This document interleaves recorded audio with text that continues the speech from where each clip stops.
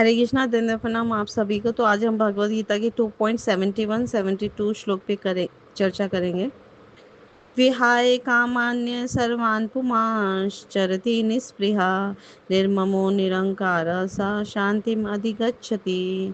एषा ब्राह्मी स्थिति पार्थ नैनां प्राप्य विमुह्यति स्थित्वा स्याम् अंतकाले अपि ब्रह्म निर्वाणं विच्छति।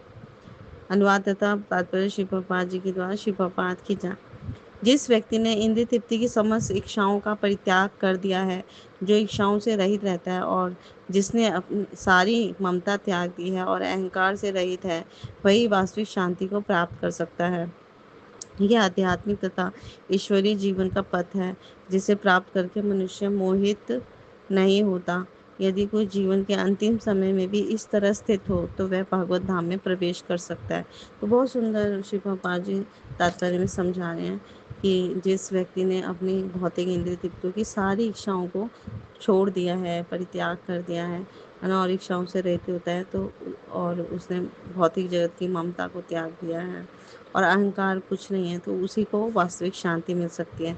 तो भगवान यहाँ समझा रहे हैं कि कैसे हमें अपनी इच्छाओं को आध्यात्मिक जगत में की इच्छाओं में बदलना है।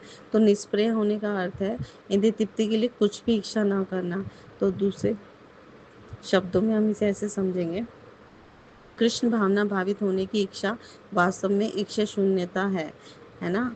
तो इस शरीर को मिथ्या ही आत्मा माने बिना तथा संसार की किसी वस्तु में कल्पित स्वामित्व रखे बिना श्री कृष्ण के नित्य दास के रूप में अपनी यथार्थ स्थिति को जान लेना, यही कृष्ण भावनामृत की सिद्ध अवस्था है कि मैं ये शरीर नहीं हूँ, मैं आत्मा हूँ और भगवान श्री कृष्ण परमात्मा है और मैं उनका अंश हूँ, भगवान अंशी है और मैं उनका दास हूँ। तो ये ज्ञान जब हमें मिल जाता है, दिव्य ज्ञान, तो ये सिद्ध अवस्था हमें प्राप्त हो जाती है। तो जो इस सिद्ध अवस्था में स्थित है वो अच्छी तरह से भली प्रकार ये जानता है कि श्री कृष्ण ही प्रत्येक वस्तु के स्वामी हैं, भोक्ता है। तो इसलिए प्रत्येक वस्तु का उपयोग जो है वो भगवान श्री कृष्ण की तुष्टि के लिए ही करता है और ऐसे ही किया जाना चाहिए। तो अर्जुन जो है वो आत्म तुष्टि के लिए युद्ध नहीं करना चाहता था, किंतु जब वह पूर्ण रूप से कृष्ण भावना भावित हो गया था तब उसने युद्ध किया, क्योंकि भगवान ये चाहते थे कि वह युद्ध करे। तो उसे अपने लिए युद्ध करने की कोई इच्छा नहीं थी, लेकिन अर्जुन कृष्ण के लिए अपनी शक्ति भर लड़ा और बाद में है ना उसको परम गति भी मिली और विजय भी उसके थी, विजय भी मिली। तो इसी तरह अगर हम भगवान की तुष्टि के लिए, प्रसन्नता के लिए कार्य करें जीवन भर, तो हमें भी विजय मिलेगी, है ना। श्री विजय सब कुछ मिलेगा हमें। तो वास्तविक इच्छा शून्य जो है वो कृष्ण तुष्टि के लिए इच्छा है। तो ये इच्छाओं को नष्ट करने का कोई कृत्रिम प्रयास नहीं है। जीव कभी भी इच्छा शून्य नहीं हो सकता, है ना, क्योंकि उसे अपनी इच्छाओं की गुणवत्ता बदलनी होती है। जैसे सारी भौतिक इच्छाओं को हमें आध्यात्मिक इच्छा में कन्वर्ट करना होता है। तो जब हाँ ये सब हम साधु गुरु शास्त्र के संग में सीखते हैं, तो भौतिक दृष्टि से इच्छा शून्य व्यक्ति जानता है कि प्रत्येक वस्तु जो होती है वो भगवान श्री कृष्ण की है। ईशावास्यम इदम सर्वम, यानी प्रत्येक वस्तु भगवान की और भगवान इसके परम भक्त है। तो वो अपने आप को उसका स्वामी नहीं बना घोषित करता। वो ये जो दिव्य ज्ञान है इसे ही आत्म साक्षात्कार कहते हैं। इस ज्ञान पर प्रत्येक जीव जो है वो कृष्ण का अंश स्वरूप है और जीव जो है वो उसकी शाश्वत स्थिति कभी ना तो कृष्ण की तुल्य है और ना उनसे बढ़कर। तो इस प्रकार शुद्ध भक्त का ये ज्ञान जो है वही वास्तविक शांति का मूल सिद्धांत है। तो ये जो आध्यात्मिक या ईश्वर जीवन का जो पथ है, शुद्ध भक्ति का पथ है, इसे प्राप्त करने पे कोई भी मनुष्य कभी भी मोहित नहीं होगा, है ना। और अगर इसी प्रकार वो अपने अंतिम समय में भी स्थित हो तो वो भगवत धाम में निश्चित रूप से प्रवेश करेगा। तो ये भगवद गीता का अंतिम श्लोक है जिसमें भगवान ये गारंटी दे रहे हैं कि अगर तुम मेरी शुद्ध भक्ति करते हो या मेरी भक्ति करते हो, मेरे शरणागत हो, तो मैं तुम्हें भगवत धाम दे दूंगा जहाँ शाश्वत रूप से तुम निवास करोगे। तो हमारे जीवन में क्या शेष रह जाएगा अगर हम भगवान की सेवा में लगेंगे। तो ये सेवा इस कलयुग में हमें अपने मुख और जीवा से करनी है ना, शुरुआत ऐसी ही करनी है। हरे कृष्णा कृष्णा कृष्णा हरे हरे, हरे राम राम राम हरे हरे। तो हम बहुत सरलता से भगवान को प्रसन्न कर पाएंगे। तो मनुष्य जो है वो कृष्ण भावना अमृत में या दिव्य जीवन को एक क्षण में भी प्राप्त कर सकता है, और हो सकता है कि अनादिकाल से लाखों लाखों जन्मों के बाद भी ना प्राप्त करे। तो ये सत्य को समझने और स्वीकार करने की बात है। तो बहुत सुंदर उदाहरण से शिव बाबा जी समझा रहे हैं कि खटवांग महाराज जो है वो अपनी मृत्यु के कुछ ही मिनट पूर्व भगवान श्री कृष्ण के शरणागत होकर अपनी सिद्ध अवस्था को प्राप्त कर लिए, है ना। इसे निर्वाण कहते हैं। निर्वाण का मतलब है भौतिकतावादी जीवन शैली का अंत।